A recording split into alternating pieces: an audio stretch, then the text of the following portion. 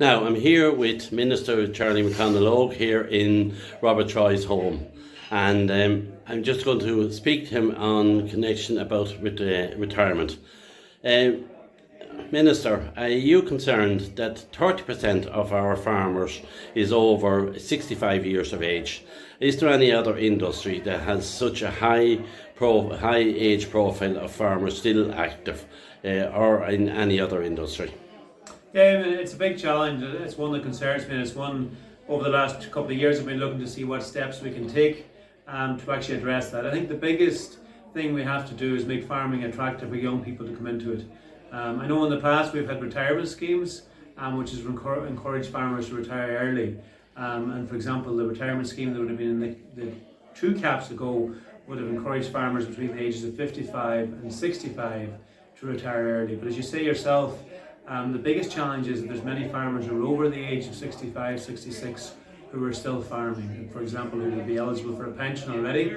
But the big challenge there is actually having successors coming through. So I think what we have to do is work to make sure that agriculture and farming is as attractive as possible, and that we're ensuring that the bottom line of the income can be as strong as possible. So from a government point of view and as Minister, I'm working hard to try and make sure that we're investing more in agriculture, investing more in new technology as well, investing more in digital technology and robotic technology, to try and improve the situation with regard to labour and making lifestyles better. And also as well investing in a way that actually encourages young farmers to come in through Young Farmer Scheme, for example. We've doubled the funding that's now available. But there's no doubt we need to do more.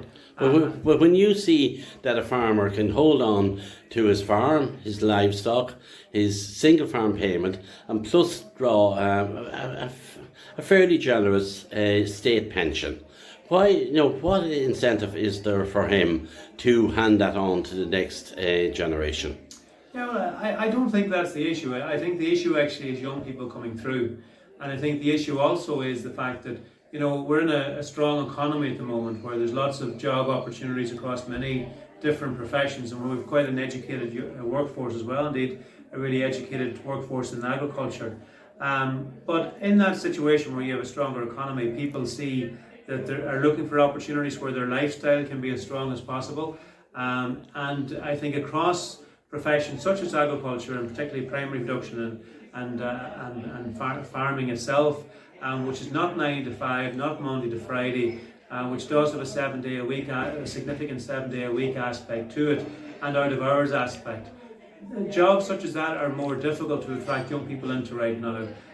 But I think the focus has to be in terms of how we make it more attractive, how we make it more profitable and worthwhile from an income point of view, but also how we can work to try through farm investment to make the lifestyle more manageable as well.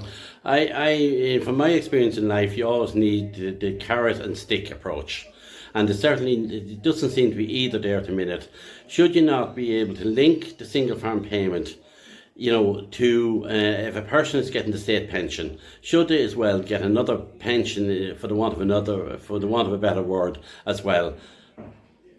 I think the challenge is actually having the reason I think people are holding on and farming, into their later years, is not because necessarily they want to still be the primary holder of the farm. It's because of not having somebody keen to come through, or instead holding on to keep it going, waiting for the next generation to actually take up the reins, because the next generation is maybe off building up another profession. And that's what's happening in many instances, particularly in farms which are not full-time, which is probably 2/3 of our farms across the country, of the 130,000 farms we have. I think across the board, whether it's full-time or part-time farms, we have to work to try and see new ways to make it attractive for young people to come in. And I think particularly in full-time instances, it's about trying to make sure that we make the lifestyle stronger, and invest on farm to make sure farms operate in as efficient a way as possible and a time efficient way as possible. But there's no doubt part of the challenge as well is the strong economy at the moment that we're seeing, and therefore income and making sure incomes can be strong, and we look to see how we can do that. And I think we have to, and I'm open to ideas all the time too, as to how we can do that do that better. From my own experience of transferring it to my son over the last 3 or 4 years, it cost us up in Trent being about 35 to 40,000 euros between legal fees, stamp duties, and all the other costs with it. Is there anything there that the department could, help farmers with those costs?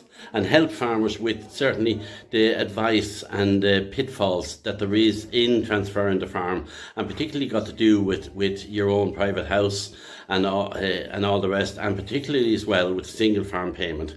Should the department not be doing more to help farmers at that stage of transfer in some monetary terms? Yeah, well, I suppose first of all, we do have a grant scheme in place in terms of advising people in terms of generational renewal and retirement and transfer planning.